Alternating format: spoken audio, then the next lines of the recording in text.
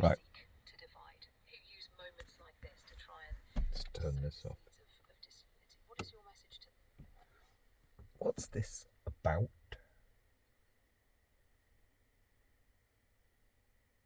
Yesterday, I met a truly wonderful woman, 10 years younger than me. I met her in the middle of nowhere on the path, the southwestern coastal path. And she was tremendously open.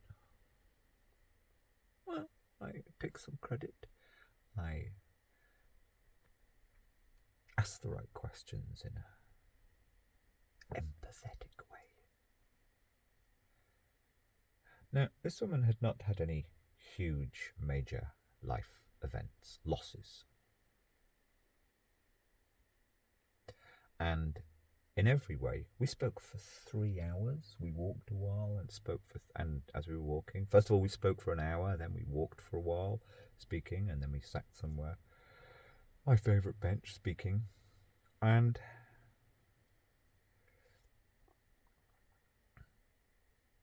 she gradually, no, actually, early on, told me the story, the reality of her genuine, serious, often on very debilitating depression and other issues, and we talked around them. She was so open, but she was actually not English, but very anglicised.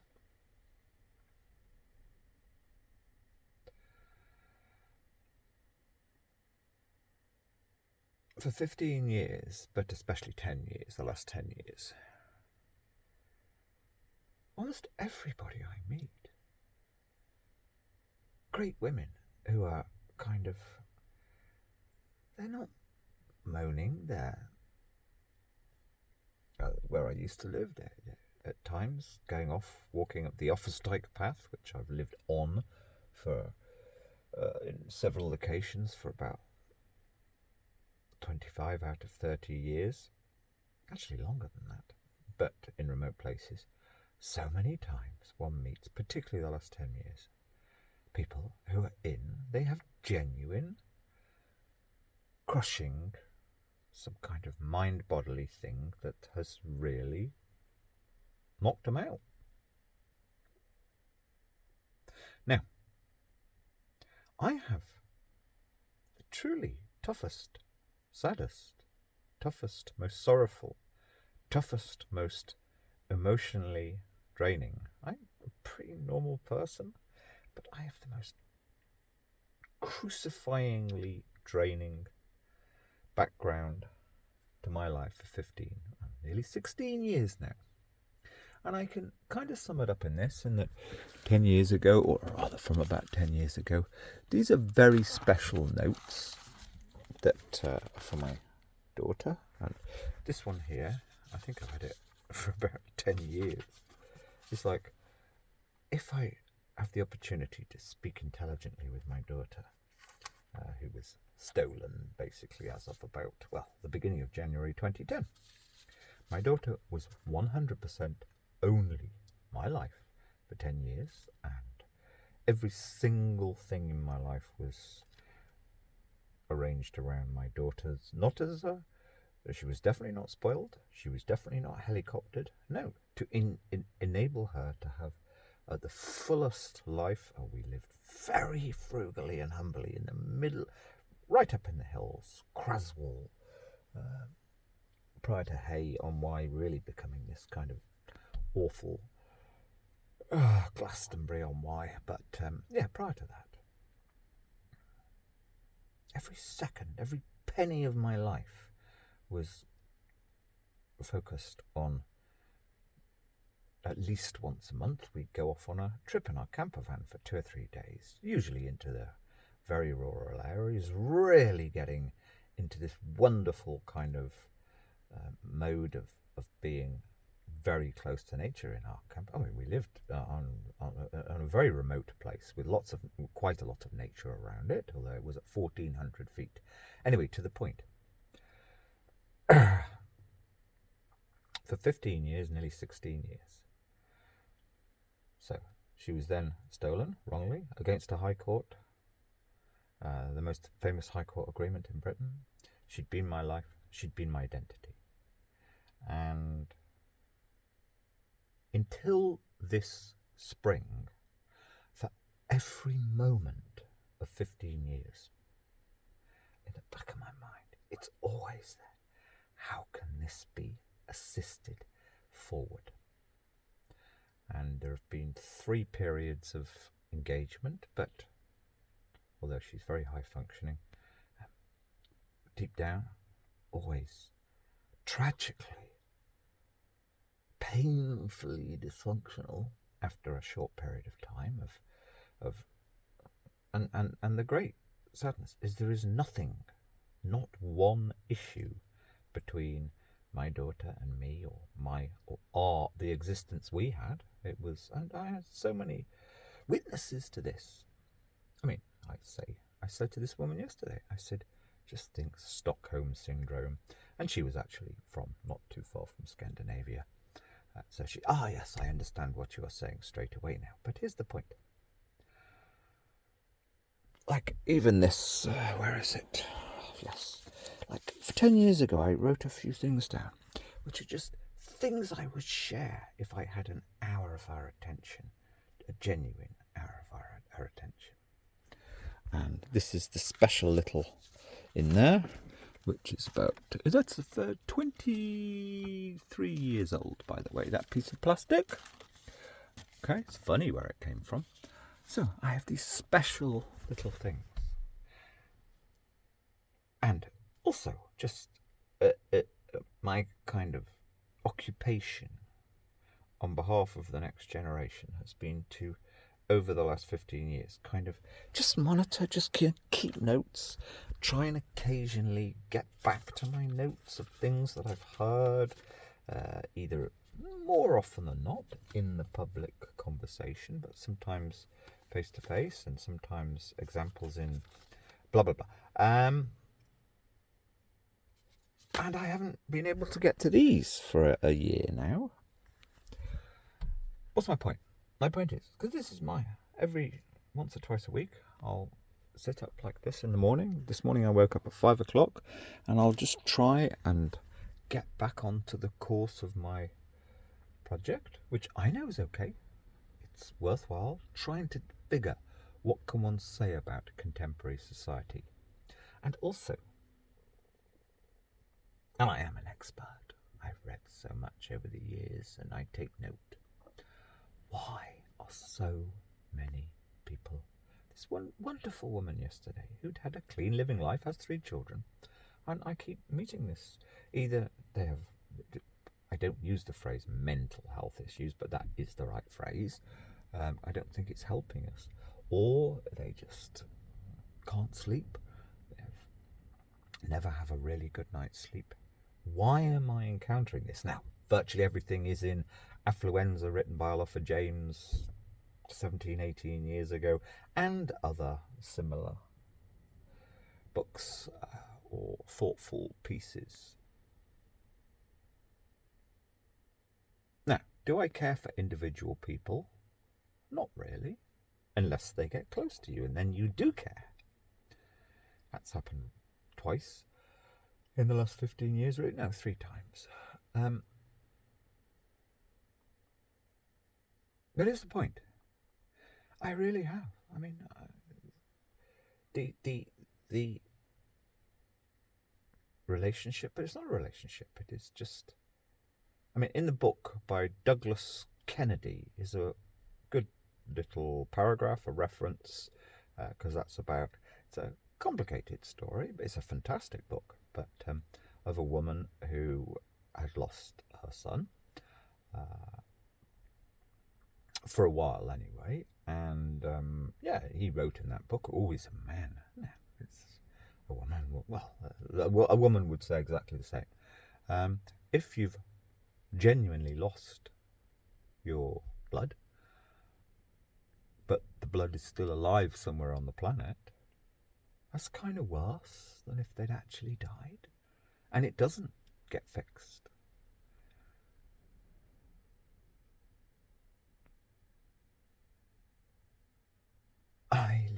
bleakest underneath existence going, and for not for any particular reason, but it just had come to the end of its course, the beginning of about January, February this year.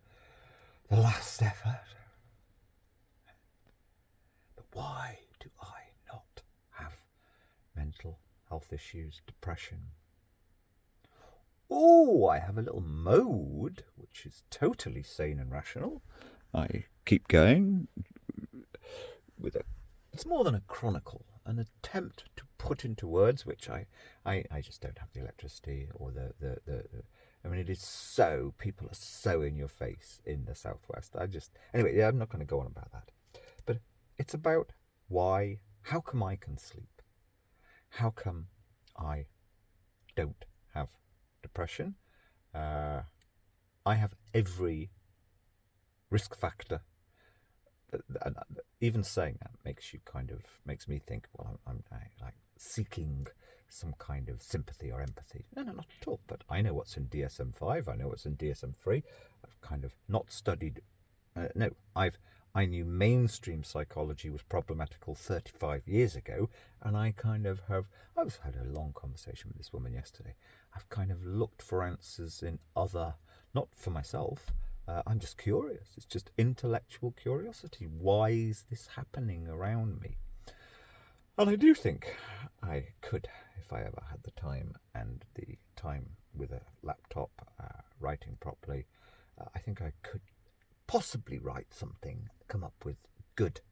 I have many talks that I've recorded over the years, sort of around these subjects. To the point, quickly, because my battery's running out as usual. Yeah, and I just saying to this woman, I'm open, but the problem, what the real problem is with openness, is that nobody, and I realised this 25 years ago, nobody speaks in terms of these things like serious depression, etc., in the terms of, yes, but you can be completely then free of them. I'm so lucky. I had a really terrible few months, summer 2023, and although I was so bloody, my insides were dug out with a spade and just tossed around the world, and I was, is the word for that eviscerated? I think it is.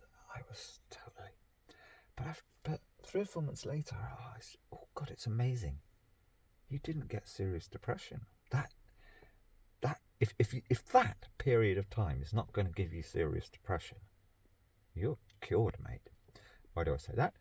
Because that's the thing. I mean, even I am slightly coy, because it's not a case of stigma. It's like the message in society is not that these things, I know they are not genetic. I've done a lot of reading over the years, and okay, I know they're about the modern way of life, almost entirely, in all negative ways. The noise, television, noise, towns are just so noisy, blah, blah, blah. Oh, you could go on forever, okay? Yeah, I don't normally tell people, but then I learnt to completely open up, always, as I was telling this lady yesterday, and I always premise it with, by about the age of 19, I got a professional pilot's license, which is nothing like as glamorous as the ordinary person thinks. It's more like a taxi driver, you're driving taxi, but you're actually driving along a tightrope, and you're tested very, very, blah, blah, blah. But as part of that, you're given rigorous medicals every year. This was prior to mental health being that open in society. Yeah, I couldn't talk. I had serious depression for about 15% of the time, from the age of 16 to about 25. And I did kind of find the cure myself. I never really got any help about it. And a lot of it is just shame, actually, deep down, that keeps you in that mode. I know I will never, I have every risk factor there is, especially nowadays. Nothing. I live in this tin can for 4 years with nothing, often on the breadline. I know, you can have long periods of kind of grinding worry, will the vehicle start? And if it doesn't, I'm like, but then you realise. But anyway, I need to write the book properly. But this to an ordinary observer would appear nothing. No, I've been like, it's not about bits and bops of videos, really. It's about, a range of notes here. Like, it was really important I heard that. It was really important that person said that. Let's try and write them up into a kind of overall blah, blah, blah. And these are all things linked into the absolutely default atomization and inability for the British to think at all, ever. I've been trying this out for the last year. If I speak with a European person of the same demographic, which in my case is always kind of humble-ish middle class, okay? If you say the words to them, we have to think of what we're doing, and I mean the big things that we're doing, how do they affect the common good? You can't say that to a British person. It's like, that's the real problem. You have this massive professionalised so-called third sector class that just parrot out ever more increasingly complicated sounding crap phrases. I mean, it started when you're allowed to talk about her. Oh, she's dead now, I think. You had your Camilla Batman-Gelishes 10, 15 years ago, 20 years ago, kind of starting this is ever more complex curating people and blah, blah, blah. It hasn't worked. More and more and more people. I mean, apparently there's 2 million young adults signed off with mental health issues, properly signed off into the system, blah, blah. The statistics can always be, but without a doubt, I know for a fact, if I was walking around 30 years ago or 40 years ago in some really wonderful rural place, and I spoke to every person I met, and it's not because we didn't talk about these things, very few people that you met would be suffering the ongoing symptoms of psychological illness. And yet, and I do include in that actually insomnia. I mean prolonged, very problematical insomnia. Now it's the majority. It's really gone wrong. So the point, like all my notes, thoughts, and this is like for 5 years, it's like